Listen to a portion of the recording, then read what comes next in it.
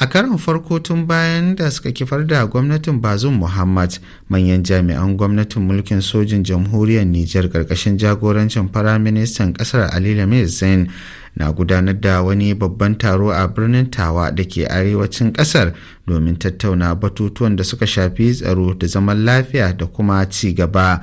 Abdul Danneto, mai fafutukar kare 'yancin fararen hula ne a jamhuriyar ta Nijar, ya mana tsokaci a kai. Lallai wanga abu murna ne saboda ya tattara duk wani mai haɗi a ji abin da ya shahi tattalin ƙasa, ya shahi magadiyan nan gari, ya shahi sarakai, ya shahi duk wata hukuma mai tsawatawa saboda a samu kwanciyar hankali, a samu zaman lahiya, a samu tsaro cikin ƙasar nan. Sai mu ce alhamdulillahi, amma daɗe ba a yi ba. Amma haka ɗin da aka yi ya yi kyau. San inda ake maganar tsaro, ake maganar lahiya, ba maganar kashin kuɗi. Kashin kuɗi ko an yi shi ai maganin wasu abubuwa ne. Kamar yadda na gai ne da farko na ce wanga kashin kuɗin na kowa ya san yadda ake ciki, na kowa ya san siyasa hannu shine mai muhimmanci, shine mai kyau. Ya yi a ta sayan wannan makamai da muka ta gani iri-iri har aka samu wasu suna ta'asa da kudaden ƙasa. Amma haka ai abu ne na gari, abu ne na murna. Zai ba da horo, zai sa duk wasu abubuwa da muke gani mu kauce musu, mu samu zaman lahiya, mu samu kwanciyar hankali. Abdu Danneto kenan. To akalla sojojin jamhuriyar Nijar din 27 ne suka kwanta dama a wasu jerin har-har da kungiyar mayakan ISIS ta kai a kudu maso yammacin kasar a ranar Laraba. A cewar wasu bayanai da gidan rediyon Arafa ya tattara, mayakan masu ikirarin jihadi sun kai hare-haren ne a wajen garin Tilberi da kuma wani sansanin 'yan gudun hijira da ke kusa da kogin Nija da ke da nisan kilomita 100 daga birnin Yamai, fadar gwamnatin kasar. Majiyoyi sun ce harin farko mayakan sun kai shi ne kan wani ayarin motocin jami'an rundunar Guard National da ke sintirin tsaro a yankin, inda suka kashe 15 daga cikinsu. Ƙungiyoyin fararen hula a Kamaru da wasu 'yan jaridu sun nuna damuwa kan matakin mahukunta kula da kafofin yada labarai ta ƙasar na haramtawa gidajen rediyo da talabijin gudanar da muhawara kan zaɓe kai tsaye daga rana 27 ga wannan wata na Satumba da muke ciki, wanda ke zama daidai da lokacin fara yakin neman zaben shugaban ƙasa da ke tafe cikin watan Oktoba mai zuwa. Maimunatu Sado, 'yar jarida mai fafutukar kare haƙƙin bil'adama a ƙasar, ta mana tsokaci a kai. To a gaskiya dai batun maganan zancen haramta wa mutane muhawara a wasu gidajen talabijin a nan ƙasar Kamaru abu ne wanda ba karo na farko ba ne.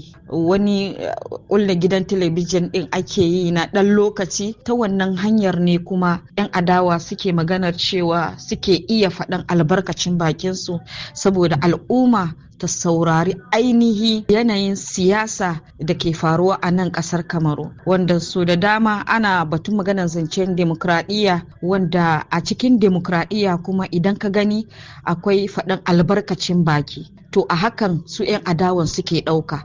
To gwamnati kuma ita wato kamar ƙoƙari take yi ta tsare al'umma da wasu abubuwan da ba su dace ba, domin wasu lokutan ana cewa kana iya wato ka bar wasu maganganun saboda ƙoƙarin kawo zaman lafiya a ƙasa. Maimunatu Sadu, 'yar jarida a jamhuriyar Kamaru kenan. Labaran na zuwa ne daga sashen Hausa na Radio France International. Ma'aikatar kula da harkokin shari'a Sudan ta kudu ta fara tuhumar mataimakin shugaban kasar Riek Machar da aikata laifin kashe-kashe da cin amanar ƙasa da kuma cin zarafin bil'adama, bayan da aka zarge shi da hannu a hare-haren ƙabilanci da aka kai wa sojojin ƙasar a watan Maris ɗin wannan shekarar. Wannan tuhuma dai da ake wa Riek Machar ta ƙara taɓarɓare tsamin dangantaka tsakanin manyan 'yan siyasar ƙasar, wacce ta yi fama da yakin basasan da ya sanadiyar mutuwan akalla mutane 400,000. Babbar jam'iyyar adawa Ivory Coast ta ce ba ta da aniyar ƙauracewa shiga zaben shugaban ƙasar da za a gudanar a wata mai zuwa, kuma tana goyon bayan ɗan takararta duk da dakatar da shi da aka yi. Labaran da yana zuwa ne daga sashen Hausa na Radio France International. Masu bincike a Amurka sun fitar da hoto da kuma bidiyon mutumin da ake zargi da kisan fitaccen dan gwagwarmaya kuma na hannun daman shugaba Donald Trump, wato Chalik, da aka bindige lokacin da yake tsaka da jawabi a Larabar da ta gabata. Azima Bashir Aminu na dauke da cigaban labarin.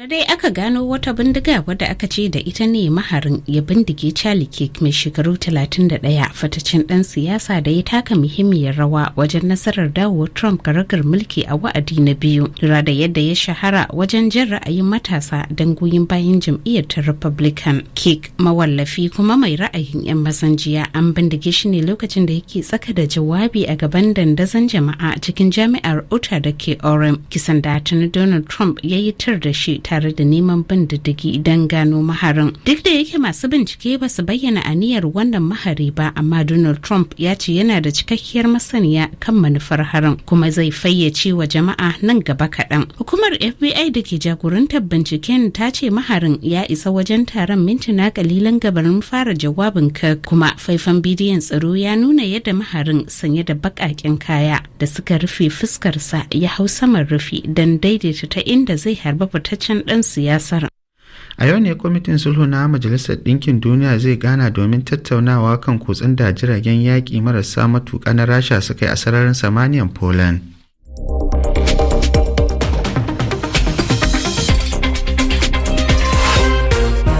Karfe 7:10.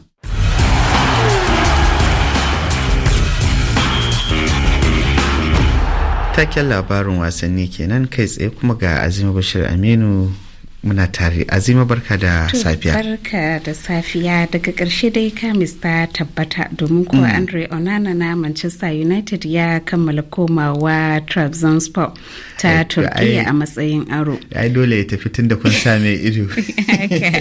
Inda zai shafe ilahirin wannan kaka ta 2025 zuwa 2026. To an gaggauta kulla wannan ciniki cikin daren jiya ne gabanin kulle kasuwar musayar 'yan wasa ta Turkiya a yau Juma'a, bayan da aka yadda United ta ki amfani da Onana a wasanni ukun farko na wannan kaka da ta faru. Wani sako da Manchester United ta wallafa a shafin ta game da tafiyar ta Onana ta ce tana yi masa fatan alkhairi a inda zai samu kansa. Haskawa ɗaya aka ga Onana ya yi cikin wannan kaka ƙarshen tawagar ta Ruben Amorim shine ficewarsu daga gasar cin kofin kalubale ko kuma Carabao a hannun Grimsby, ƙungiyar da ke doka gasa mai daraja ta 4. Kasan wannan labari labarin ya tada kura a harkar kwallon kafa musamman a kasar Ingila. Haka.